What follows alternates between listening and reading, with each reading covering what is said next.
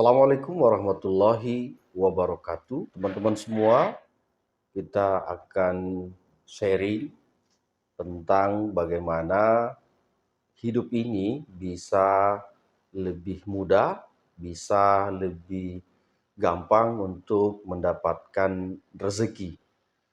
Ada 4 pesan dari orang terkaya di dunia hingga dengan dia menerapkan itu, dia mampu untuk mencapai kesuksesannya hari ini. Yang pertama, kamu jangan pernah miskin. Kenapa orang miskin itu kurang mendapatkan pelayanan, kurang mendapatkan peluang, kurang mendapatkan simpati, baik dari keluarganya ataupun dari orang-orang lain yang ada di sekitarnya. Jadi pesannya jangan pernah menjadi orang miskin. Kalau kita miskin, jangankan orang lain, keluarga pun kita tidak akan dilirik. Nah, oleh karenanya kita harus berupaya sekuat mungkin untuk bisa menjadi orang yang lebih sukses, orang yang menjadi lebih kaya daripada hari-hari kita sebelumnya. Apapun caranya, kita harus berupaya, karena menjadi miskin itu tidak enak. Tidak ada tempat atau tidak ada bagian di hati keluarga kita, teman-teman kita, ataupun orang lain di hatinya. Jadi seolah-olah di hatinya manusia ini tidak ada tempat bagi orang miskin. Jangankan untuk diberi peluang, disapa pun itu agak susah. Jadi jangankan orang lain, keluarganya pun itu akan susah menyapa ketika kamu miskin. Jadi berupayalah sekuat tenaga, sekuat cara apa saja, yang penting bagaimana keluar dari zona kemiskinan itu. Teman-teman, orang miskin ini sangat memprihatinkan, karena itu tadi, jangankan orang lain, keluarganya pun tidak akan mengakui dia sebagai keluarganya. Jadi tanamkan di dalam hati kita, hidup sekali ini jangan sampai menjadi orang miskin. Kita boleh terlahir miskin, kita boleh terlahir dari orang tua yang kehidupannya miskin. Tapi alangkah bodohnya Anda ketika mati pun itu dalam kondisi atau dalam keadaan masih miskin. Artinya hidup sekali ini Anda tidak gunakan untuk memenuhi kebutuhan-kebutuhan hidupnya, memenuhi kebutuhan-kebutuhan keluarganya. Oleh karenanya, pesan yang pertama dari orang terkaya di dunia itu jangan pernah miskin. Yang kedua, pesan dari orang terkaya di dunia itu adalah jangan pernah berhenti belajar. Jadi belajar ini adalah merupakan modal awal untuk kita menjadi sukses.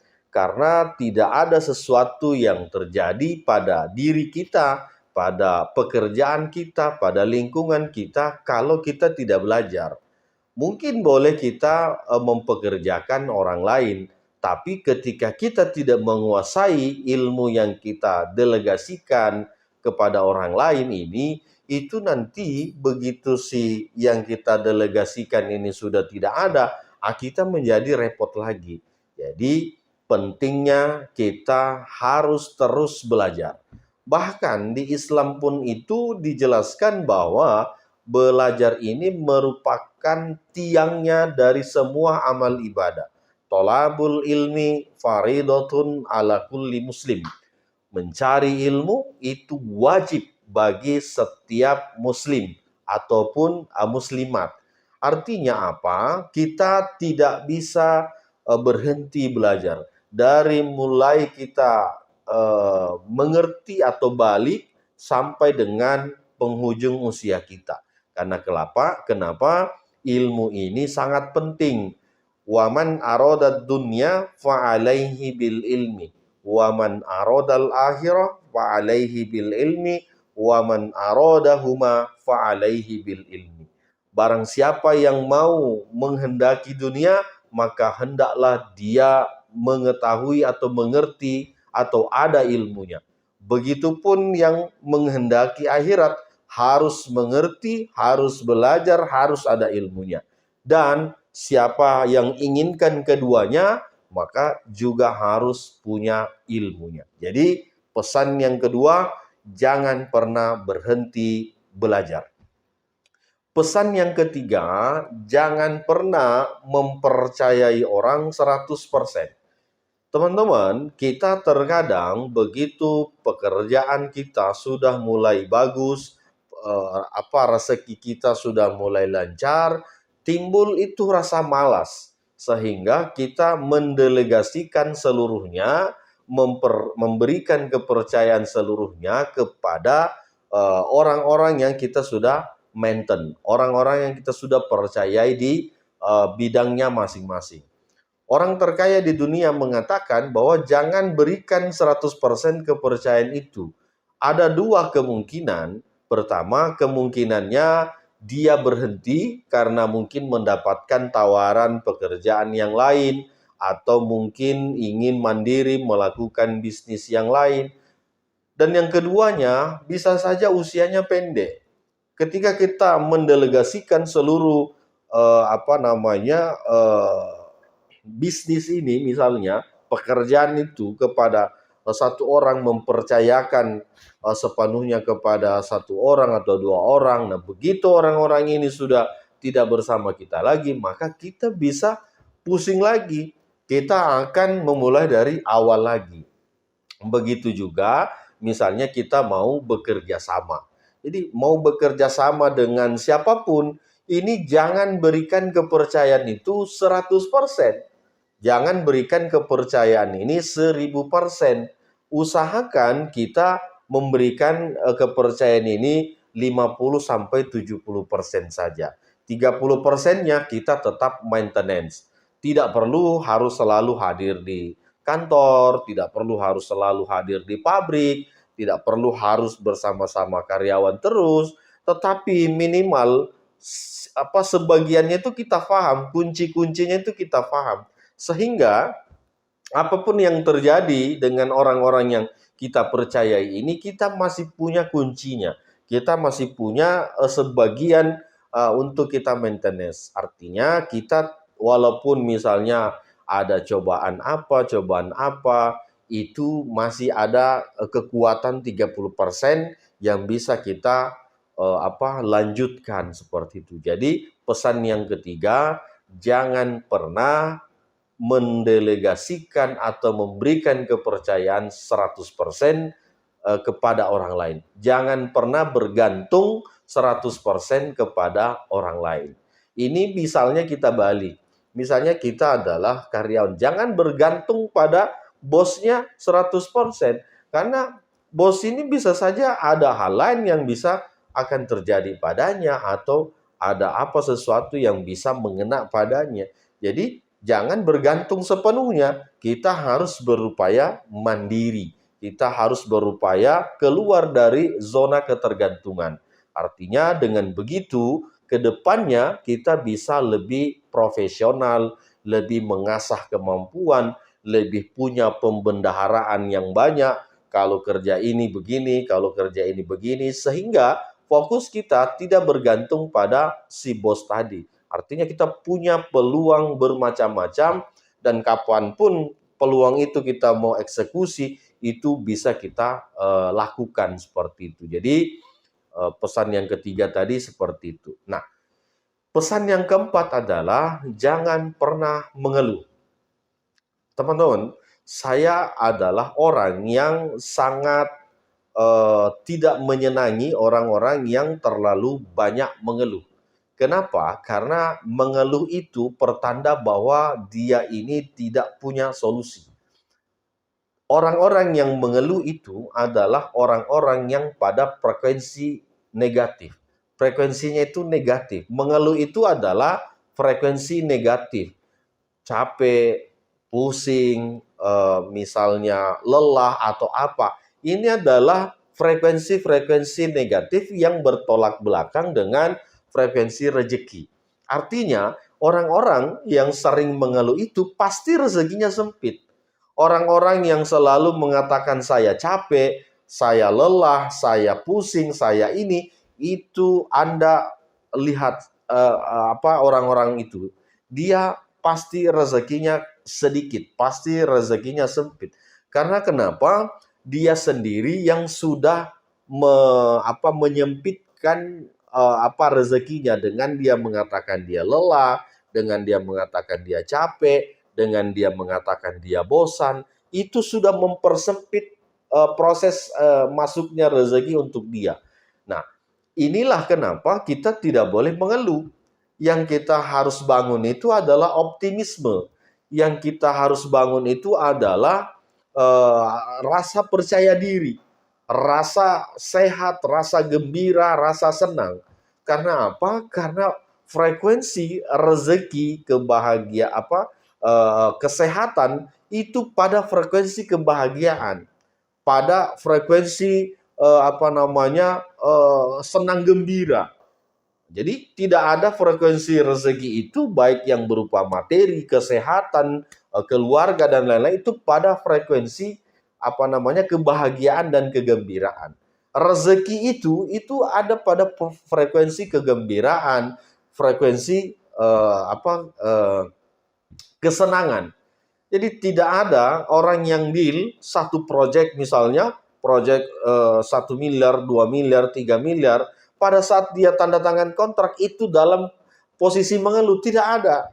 Semuanya orang yang bertanda tangan kontrak itu, deal-deal dalam bisnis, itu dalam kondisi bahagia. Kadang-kadang sambil dibarengi dengan makan-makan, dibarengi dengan pesta-pesta.